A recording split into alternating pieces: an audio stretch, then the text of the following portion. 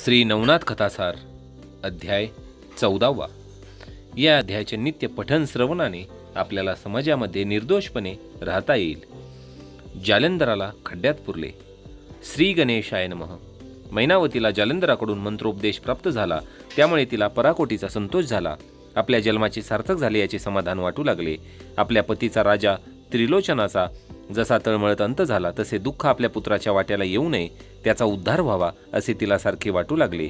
मुलाला बोधाच्या 2 गोष्टी सांगाव्यात, या राजवैभवाच्या लोभमोहापासून सावध व्हावे म्हणून ती त्याला सावध करण्याची संधी शोधत होती। एक दिवस माघ महिन्यात कडाक्याची थंडी पडली होती। राणी मैनावती राजप्रसादाच्या सज्जात सकाळचे ऊन घेत बसली होती। त्याच वेळी खाली अंगणात रत्नखचित चंदनाच्या आसनावर बसून अंगाला श्रेयांकून सुवासिक तेल लावून राजा घेत होता। त्याच्या स्नानासाठी उष्णोदक उठणे याची सिद्धता करीत होत्या। तेव्हा उघड्या अंगाने बसलेल्या आपल्या सुंदर राजबिंड्या सुकुमार पुत्राची ती मूढ भोगलोलूप अवस्था पाहून मैनावतीचे हृदय गलबलले आणि त्याचे सुंदर शरीर काळाच्या तडाख्यात नष्ट होणार या विचाराने दुःख अनावर होऊन ती आवेगाने रडू लागली। तिला रडू आवरेना। तिच्या डोळ्यातील अश्रू खाली बसलेल्या गोपीचंद राजाच्या उघड्या अंगावर पडले। त्याने चमकून वर पाहिले, तेव्हा त्याला आपली आई रडत असल्याचे दिसले। तो तसाच उठून आईजवळ गेला। तिच्या पाया पडून म्हणाला, आई, तुला रडण्याचे कारण काय ते मला सांग। तुला कोणी त्रास दिला त्याचा मी समाचार घेतो। जर तुझे दुःख मी हरण करू शकलो नाही तर तुझ्या पोटी जन्माला येऊन माझा जन्म व्यर्थ आहे। तुला समाधान आणि आनंद मिळावा यासाठी मी काहीही करायला तयार आहे। कृपा करून तुझे दुःख मला सांग, मी ते दूर करतो। मैनावती ते ऐकून म्हणाली, मी महापराक्रमी शूर अशा राजा गोपीचंदाची आई आहे। मला कोण कशाला त्रास देईल, पण तुझ्याबद्दलचा मोह हेच माझ्या दुःखाचे कारण आहे। आपली मनोव्यथा प्रकट करण्याची ही वेळ वाया जाऊ द्यायची नाही अशा विचाराने ती म्हणाली, बाळा गोपीचंदा, तुझे वडीलही तुझ्याप्रमाणे अति सुंदर रूपवान होते, परंतु ते बलाढ्य असूनही काळाच्या भक्ष्यस्थानी पडले। चितेवर त्यांच्या सुकुमार देहाची क्षणात राखरांगोळी झाली। काळरूपी वाघाच्या सामर्थ्याला अन्य कोणी अटकाव करू शकत नाही। त्याची भूक अनंत आहे। त्याच्या भूकेपासून स्वतःचे संरक्षण करण्यात नर जन्माचे खरे सार्थक आहे। तुला ते साध्य व्हावे असे मला वाटते। विविध प्रकारच्या भोगविलासात मग्न होऊन तू नरजन्माचे मातेरे करून घेऊ नकोस। उघड्या डोळ्याने जगाकडे बघ व खरा पुरुषार्थ कशात आहे हे जाणून घे।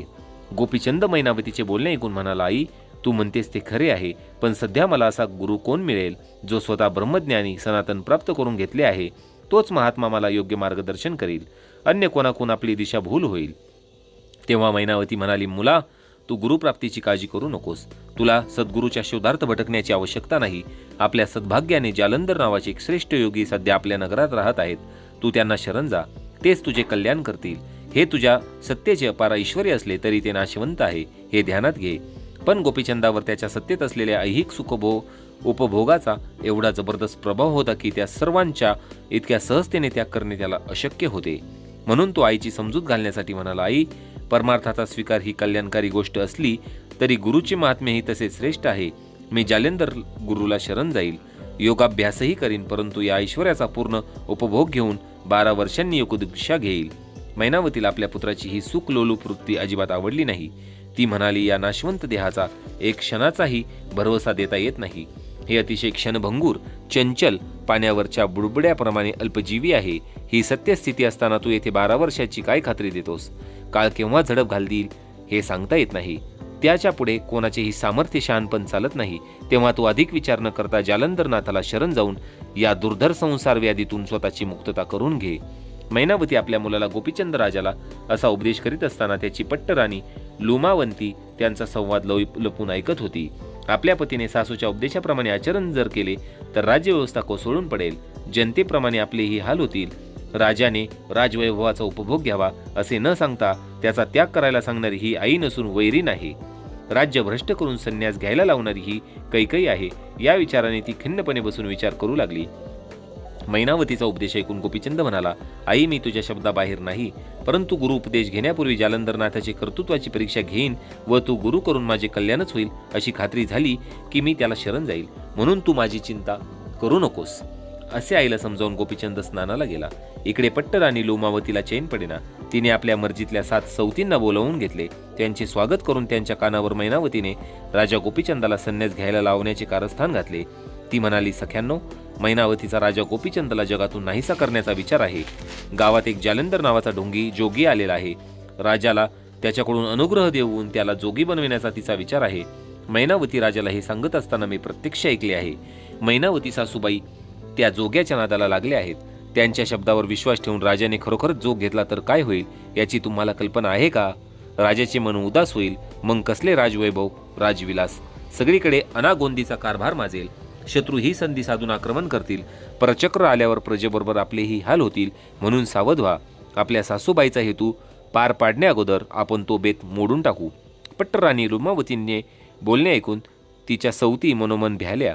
सर्वांना काळजी वाटू लागली. आता कसे करायचे असे त्या लुमावतीलाच विचारू लागल्या. तेव्हा ती म्हणाली, माझ्या भगिनींनो, धीर सोडू नका.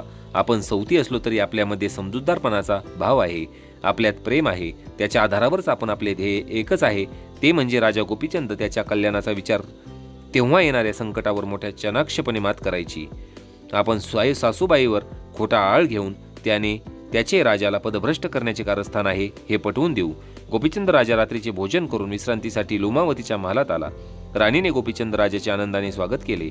मधुर लाडिक शब्दात त्याची स्तुती केली. त्याला रती क्रीडेचा आनंद दिला. ज्यावेळी राजा पूर्णपणे आपल्या ताब्यात आला आहे असे तिला वाटले, तेव्हा ती म्हणाली, प्राणनाथ, माझ्या कानावर जे आले आहे ते तुम्हाला सांगावे की न सांगावे? कारण न सांगितले तर तुमच्या अनर्थाचे तांडव काही केल्या चुकविता येणार नाही. तेव्हा मी सांगते, मला अभय द्या. राजाने तिला अभय दिल्यावरती म्हणाली, महाराज, आपल्या नगरात जालंधर नावाचा एक जती आला आहे. तो श्रीलंपट विषय विलासी आहे. मैनावती राणी कामविकार तृप्तीसाठी या वैराग्याच्या नादी लागली आहे. तिचा व त्याचा विचार असा आहे की राजाला योगाचा उपदेश देऊन तीर्थयात्रेस पाठवायचे, नंतर जालंधरास राज्यावर बसवून नंतर त्याच्याबरोबर विषय भोगीत राहायचे. आणि सावधपणे म्हणाली, महाराज, हे जर खरे असेल तर मैनावती सासूबाई आपला कपटी हेतू साध्य करण्यासाठी जालंधराकडून तुम्हाला गुरुपदेश घेण्याचा आग्रह करतील व राज्याचा त्याग करायला सांगून जालंधर तुम्हाला पारमार्थिक कल्याण करतो म्हणून गुरुमंत्र देईल. तुम्ही सावध राहा. त्याच्या बोलण्याला बळी पडू नका. तुमचे ज्यात अहित आहे असे वाटते ते काम करू नका. लुमावतीचे भाषण ऐकून गोपीचंद कमालीचा क्रोधित झाला. त्याने आपल्या मंत्रिमंडळाची त्वरित बैठक बोलावली. त्यांच्याशी जालंधरविषयी चर्चा केली व राज्याच्या हिताकरता त्याचा बंदोबस्त कसा करायचा याचे नियोजन केले.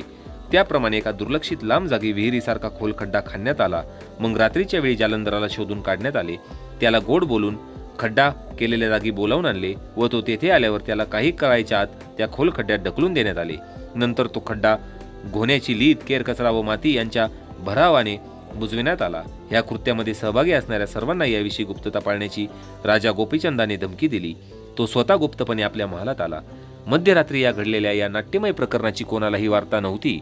सकाळी जालंधर दिसेना तेव्हा तो बैरागी असल्यामुळे दुसऱ्या गावाला निघून गेला असावा असा लोकांनी तर्क केला. मैनावतीच्या दासीने जालिंदरनाथ निघून गेल्याची बातमी मैनावतीला सांगितली. ती ऐकून मैनावतीला फार दुःख झाले. आपला मुलगा गोपीचंद याचे पारमार्थिक कल्याण करून घ्यायचे, त्याला जालंधराकडून दीक्षा देऊन अमरत्व मिळवून देण्याचा तिचा बेत तसाच राहिला. त्यामुळे ती बिचारी दुःखी झाली. इकडे लुमावती व तिच्या सवतींना मात्र खूप आनंद झाला. आपल्या सुख वैभवातील अडचणी दूर झाली म्हणून त्यांनी लुमावतीला मनपूर्वक धन्यवाद दिले. तिच्या चाणक्षपणाची स्तुती केली. राज्यातील लोकांना जालंधराचे दर्शन दुर्मिळ झाले. परंतु खड्ड्यामध्ये जिवंत पुरण्याची शिक्षा मिळालेल्या जालंधराने सामर्थ्यवान असून मैनावतीच्या शुद्ध भक्तीला जाणून भविष्यातील कार्ययोजना ध्यानात ठेवून कोणत्याही प्रकारचा प्रतिकार न करता खड्ड्यात वज्रासन घालून बसला. त्याने माथ्यावर वज्रास्त्र व सभोवती आकाशास्त्राची योजना केली. त्यामुळे त्याच्यावर टाकण्यात आलेला केर, कचरा, घोड्याचा लीद वरचेवर राहिला. खड्ड्यात गाडला जाऊनही निर्माण झालेल्या पोकळीत तो निर्भयपणे राहू लागला व ध्यानधारणा करू लागला. श्रोते हो, इथे आपला अध्याय 14वा समाप्त झाला आहे. मला ही पूर्ण खात्री आहे की आपल्यालाही आता या नवनाथ कथासारांची एकदम उत्सुकता लागलेलीच असेल की पुढील अध्यायामध्ये जालिंदर नवनाथ आता काय करणार आहेत. जसे आपल्याला या कथासाराची एक आवड निर्माण झाली आहे नवनाथांच्या, तशीच मलाही वाचण्याचा एक वेगळा आनंद प्राप्त होत आहे. तो केवळ आपल्यामुळे. श्रोते हो, आयुष्य अतिशय सुंदर आहे. ते जगताना व्यवस्थित जगा. कोणत्याही गोष्टीचा अतिरेक हा नाशास कारणीभूत आहे हे लक्षात घ्या. सर्वांची सेवा घ्या, काळजी घ्या, सर्वांना आनंदात ठेवा. देव आपल्याला स्वतः आनंदी ठेवणार याची खात्री बाळगा. भेटूया पुढील अध्यायात. अलख निरंजन.